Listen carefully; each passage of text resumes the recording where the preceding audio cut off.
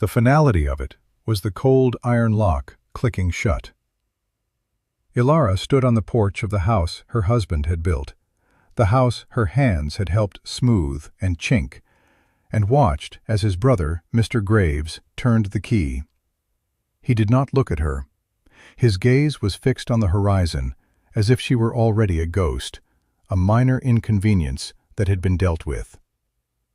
The town of Providence Gulch watched from a respectable distance, a scattered chorus of pity and morbid curiosity.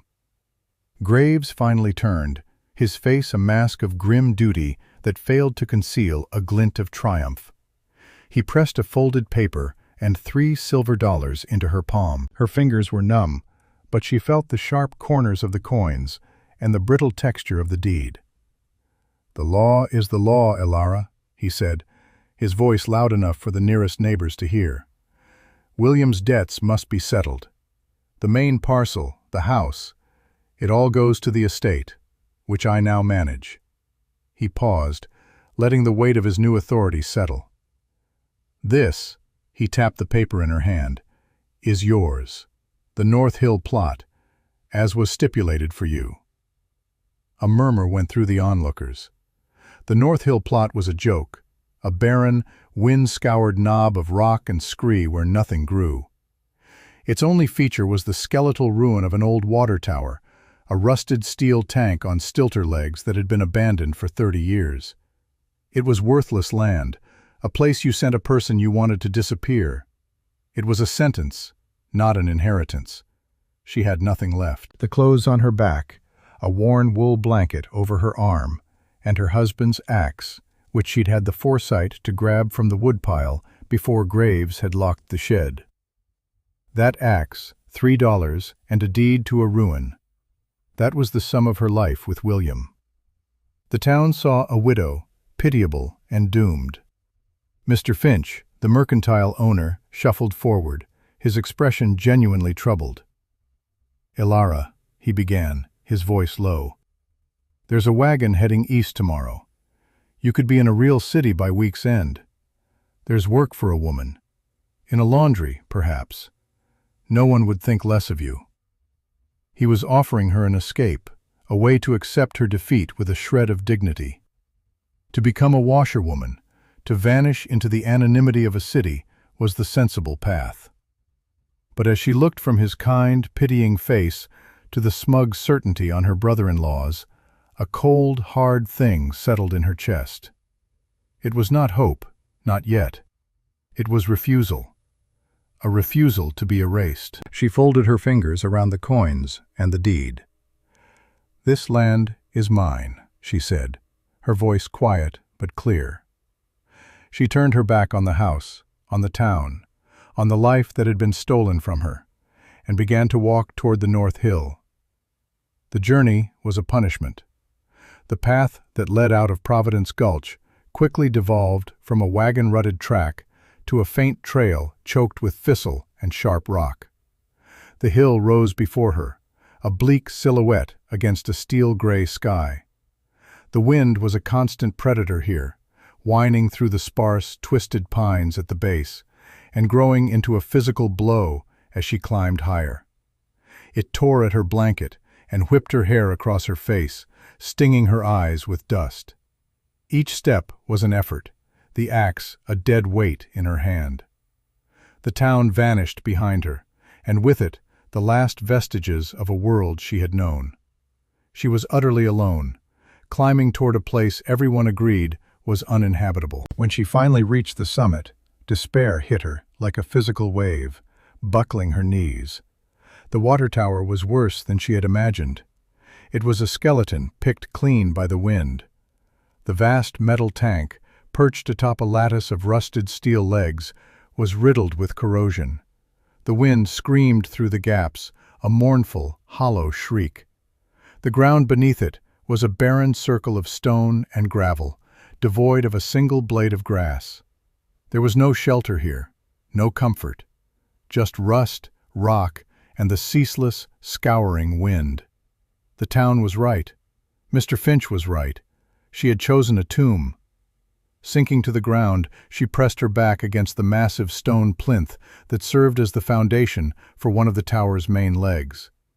It was a huge block of granite, half buried in the earth, meant to anchor the structure against the very gales that now threatened to tear her from the hillside. She huddled behind it, pulling the thin blanket tight, seeking a moment's respite from the wind's assault. The cold of the ground seeped through her dress, a damp, chilling misery. She closed her eyes, the full weight of her desolation pressing down. This was the end of the line. But then, through the layers of cold and despair, she felt something else, a subtle, persistent incongruity. The stone at her back was not as cold as the ground beneath her. It was not warm, not in the way of a sun-baked rock, but it lacked the biting, crystalline frost she felt everywhere else. It was a dead cold, a neutral temperature that felt almost alive. Curiosity, a flicker of a feeling she thought had been extinguished, stirred within her. She pushed herself up and pressed her bare palm flat against the granite foundation block. There it was, a faint, deep, and utterly constant warmth. It was like the residual heat from a dying fire, a gentle energy that seemed to emanate from the very core of the rock. She moved to the next foundation stone and the next. All of them, the massive stone anchors for the tower, possessed this same strange, subtle heat. It was coming from deep within the earth. She realized then that the men who built this tower, decades ago, hadn't chosen this spot for its height alone. They had unknowingly anchored their structure directly over a geothermal vent, a place where the planet itself breathed a slow, warm breath. The worthless place had a secret, a hidden advantage, and in that moment, despair did not vanish, but it made room for a grim, ferocious resolve. The wind still howled, but for the first time, she heard it not as a threat, but as a challenge. The work began with her bare hands. Using the blade of the axe to break the hard-packed earth, she dug. She clawed at the dirt and rock around the warmest of the foundation stones, carving a pit into the lee of the wind.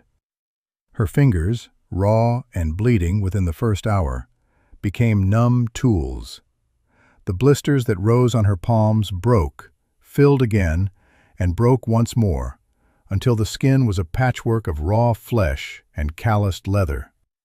She was not building a house, she was burrowing, clawing her way back into the earth, seeking the warmth it promised. The pit grew deeper, wider. It was a crude hole, but it was shelter.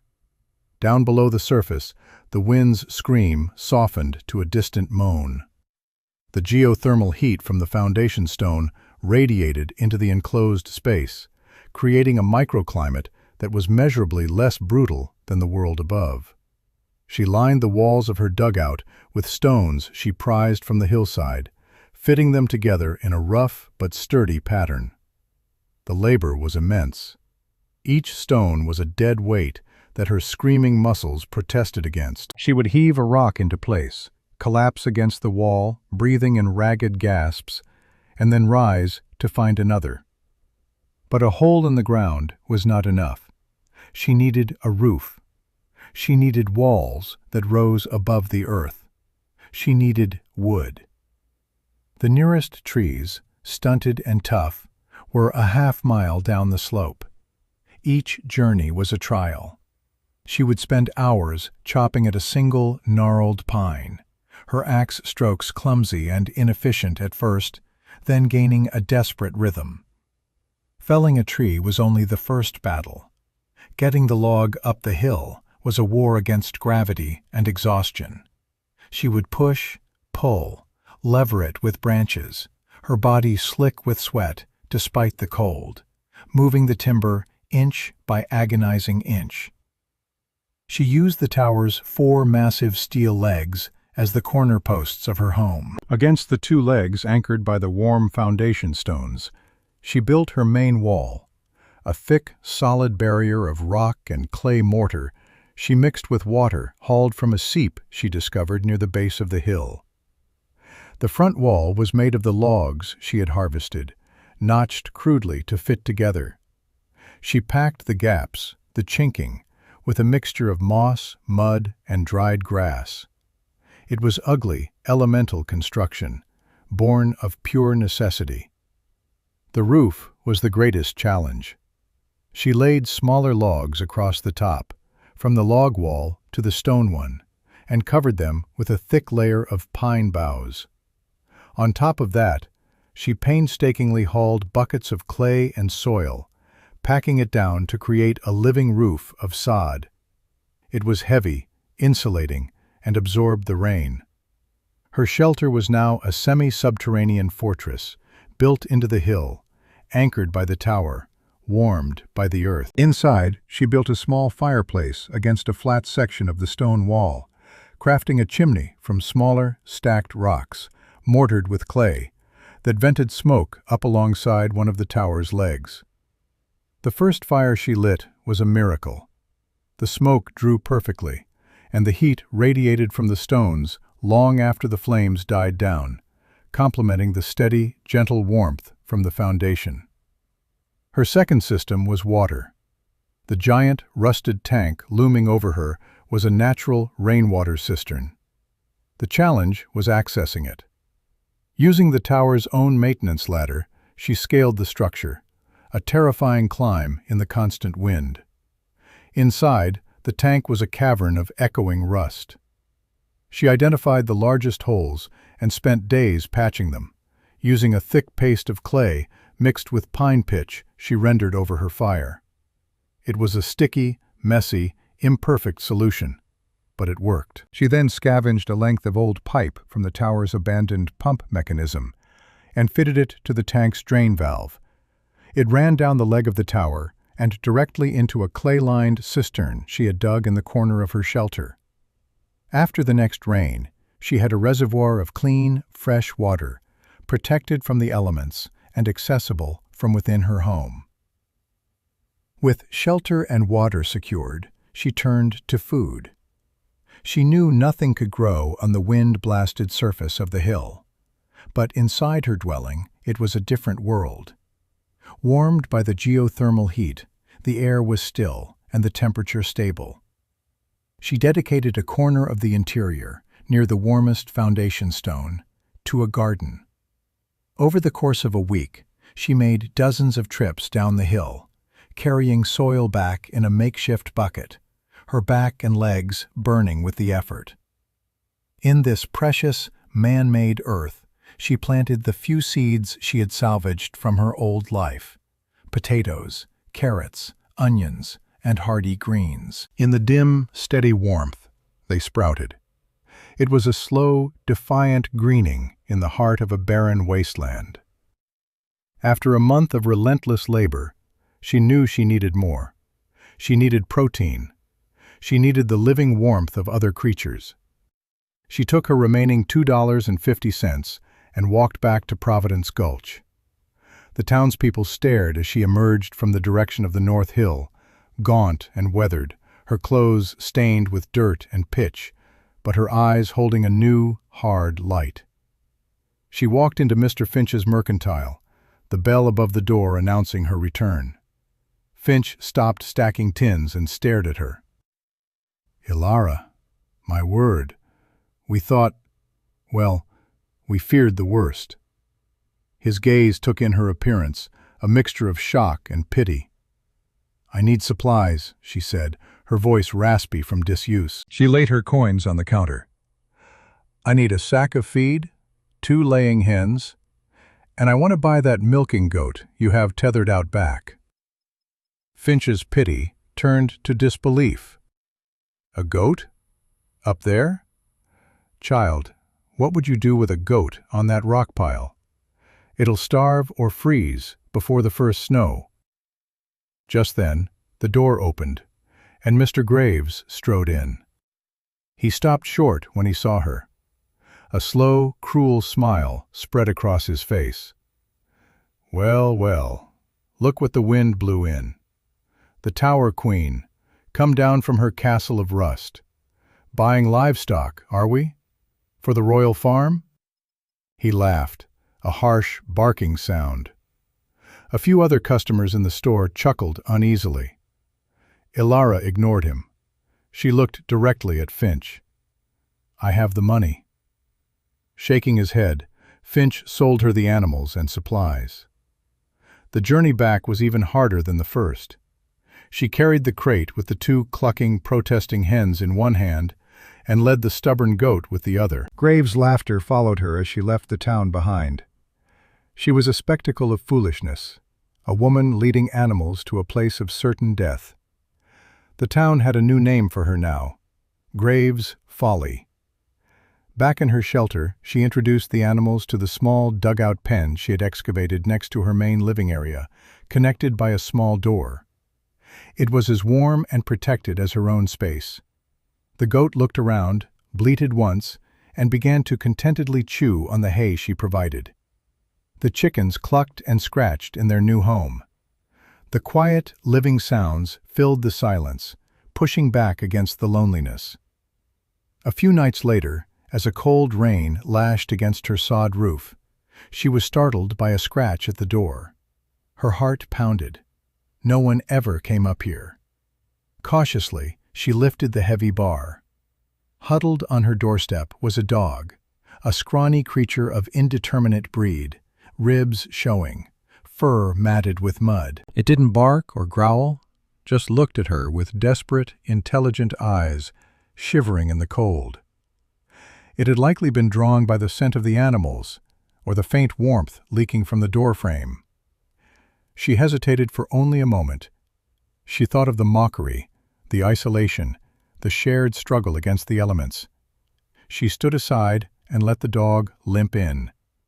It went straight to the residual warmth of the hearth, curled into a tight ball, and slept. She named him Shale, for the broken rock of the hillside. He never left her side again. Winter arrived not as a gentle dusting of snow, but as a siege. The wind, which had been a constant companion, became a malevolent entity. It shrieked and clawed at the tower, making the metal groan. But inside her shelter, the world shrank to a rhythm of survival and quiet order. Her days were marked by simple, essential tasks. She would wake in the near darkness, the air cool but never freezing, the warmth from the foundation stones a constant, reassuring presence. She would tend the fire, feed the chickens and the goat, now heavy with kid, and check on her small, miraculous garden. The sight of green leaves unfurling in the lantern light was a daily victory against the bleakness outside. The town of Providence Gulch had given her a name, meant to wound: the Tower Witch. They imagined her freezing in her folly, a madwoman clinging to a pile of rust. Mr. Graves would tell the story in the Mercantile, to appreciative laughter, of how she'd hauled a goat up that hill. The foolishness of it was a constant source of amusement. They could not imagine her reality: the steady warmth, the cluck of chickens, the fresh eggs she collected each morning, the rich milk from her goat, the quiet companionship of Shale sleeping at her feet. She was utterly isolated, but she was not suffering. She was the sovereign of a tiny, functional world of her own creation. The winter threw smaller tests at her before the great one. A week of heavy, wet snow threatened to collapse a section of her sod roof. She spent 2 days in the biting cold, shoveling it clear, her muscles burning, Shale watching her with concern. Later, a pack of coyotes, made bold by hunger, circled her home, their howls thin and sharp on the wind. Her stout door and stone walls held them at bay, and Shale's deep, ferocious barking from within eventually convinced them to seek easier prey. Each small crisis overcome was a lesson, a hardening. Her systems held. She was learning the language of her small kingdom, the groans of the tower, the shifts in the wind, the needs of her animals. She was a part of the hill now, as rooted as the stone foundations she had built her life upon. Then came the blizzard. It was later known in almanacs and fireside stories as the Great Freeze of '83. But for those who lived it, it was simply the end of the world. It did not arrive with a gentle warning of gray skies. It appeared on the horizon as a solid wall of churning white, a monstrous wave that consumed the sky and the land in minutes. The wind rose from a howl to a deafening, physical roar, a sound that felt like the world tearing itself apart. It carried ice and snow so fine and hard it was like a sandblaster, stripping bark from the few trees and scouring paint from the buildings in the town below. Inside her shelter, Elara felt the change instantly. The deep groan of the tower above her intensified, a constant, resonant vibration that hummed through the very stones of her home. The wind found every tiny crack in her door and walls, sending knife-like drafts of cold into her space, which she quickly plugged with spare rags and moss. But her core systems held. The great stone foundation, warmed from the planet's core, was an anchor of thermal stability. Her small fire, fed with wood from the generous stockpile she had accumulated, burned steadily, its heat absorbed and radiated back by the thick stone walls. Her animals, safe in their adjoining shelter, were calm. The water in her cistern remained liquid. She was a ship in a deep harbor, riding out a hurricane that was tearing the surface of the ocean to pieces. The world outside had ceased to exist, replaced by a screaming vortex of white. For her, it was a time for watchfulness, for mending, for the steady rhythm of chores. In Providence Gulch, it was chaos and collapse. The town was built on the assumption of manageable winters. Their log homes and clapboard houses, so sturdy in the summer sun, were revealed to be fragile shells. The wind, like a giant's fist, punched through windows and tore shingles from roofs. Snow, piled into drifts of impossible size, blocked doorways and buried wood piles.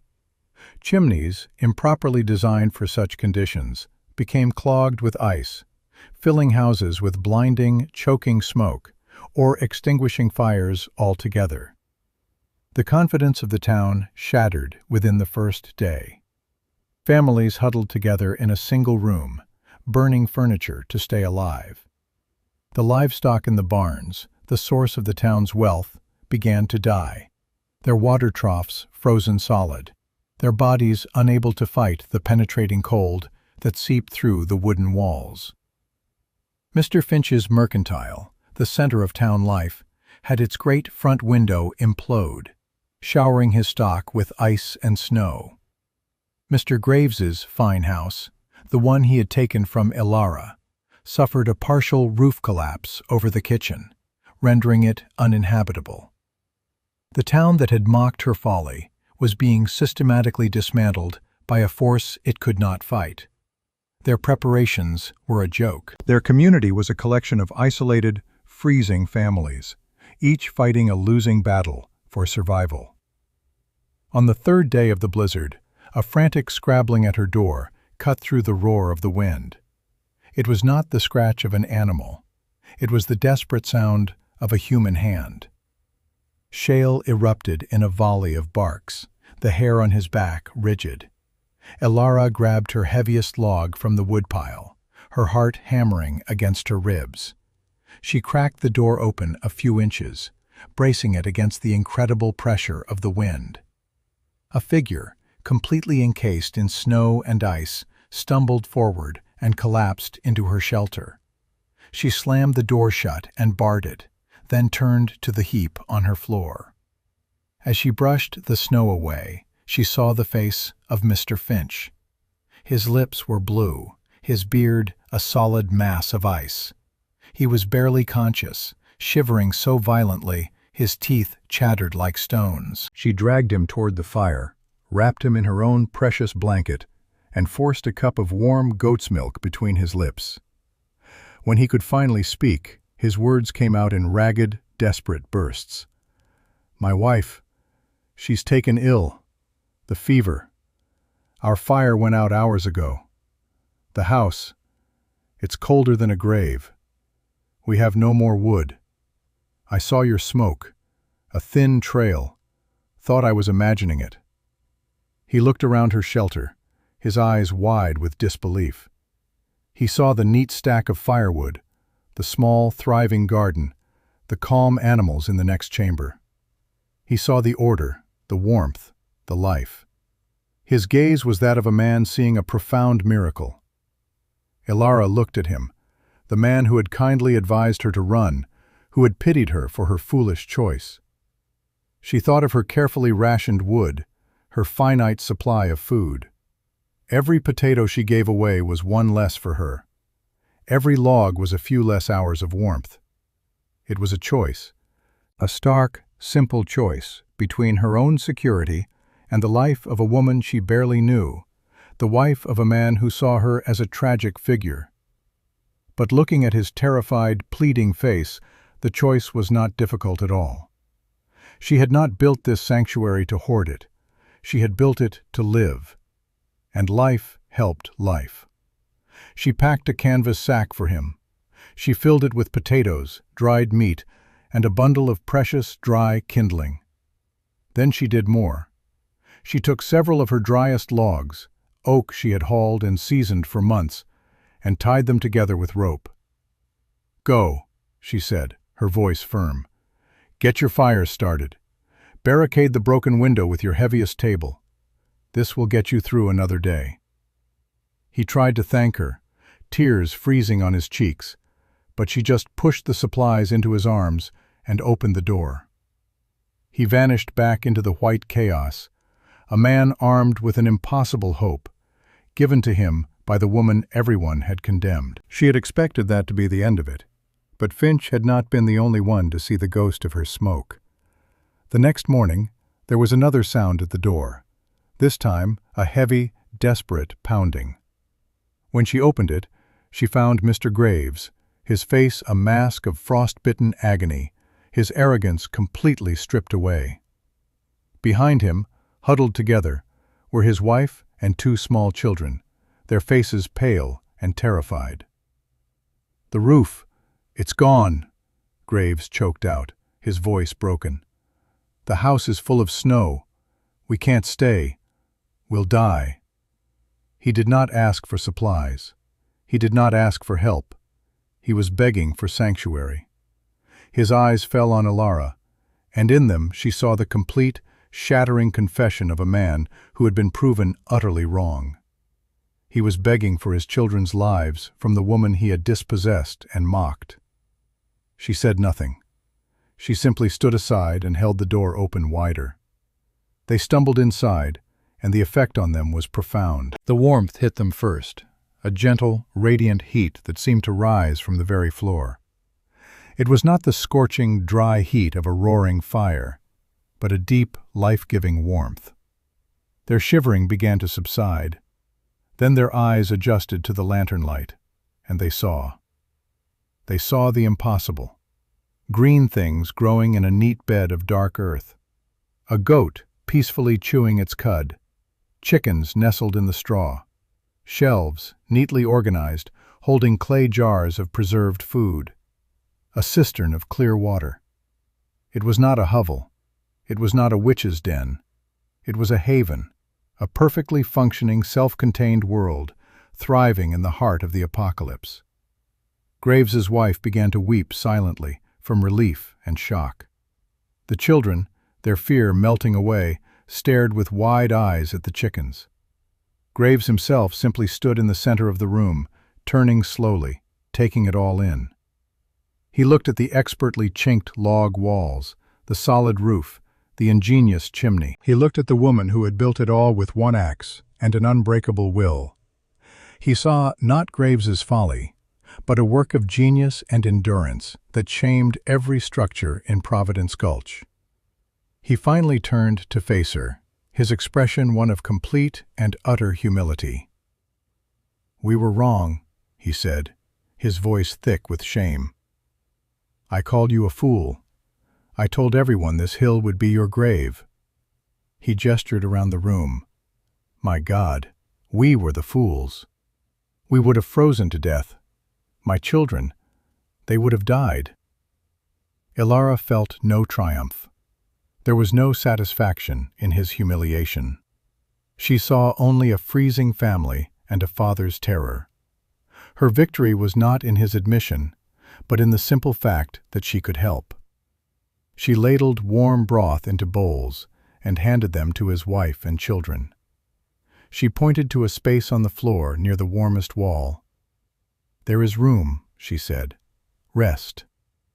Her grace was a more powerful statement than any accusation could ever be. She did not offer forgiveness, for she had never sought his apology. She offered survival, and in that moment, it was the same thing.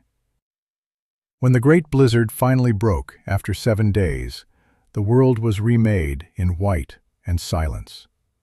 From the North Hill, Ilara's shelter began to disgorge the survivors. First Graves and his family, then Finch, who had returned with his recovering wife. Then others, who had been guided there by the first two.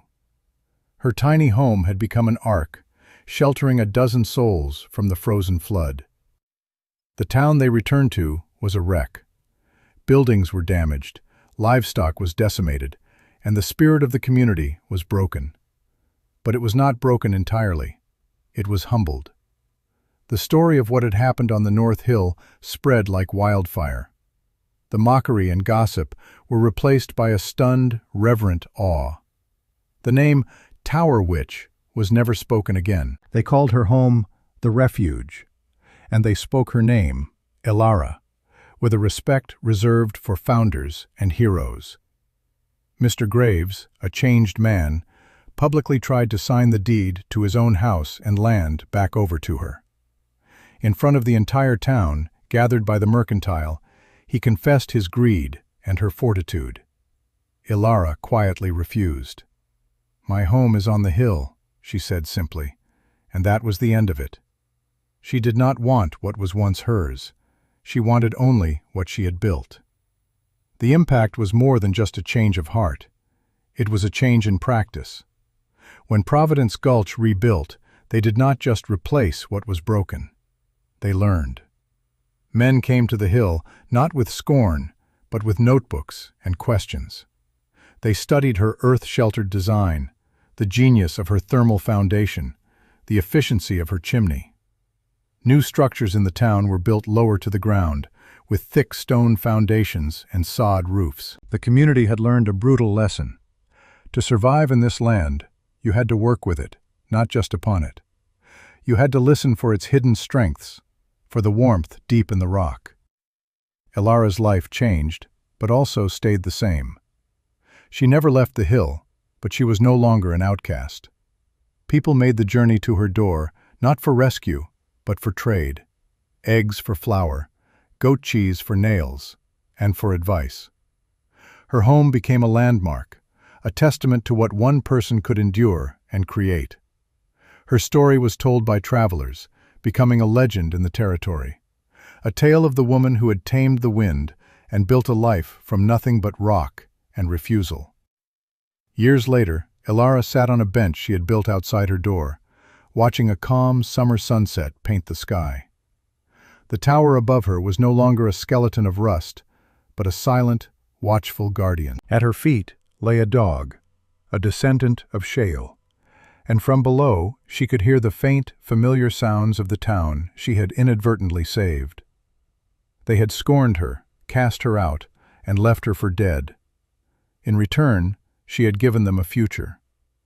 She had sought only to survive, but in doing so, had taught them all a lesson not of bitterness or revenge, but of the quiet, unyielding power of resilience. Her peace was earned, her legacy written not on paper, but in the very stone and earth of the land she had made her own.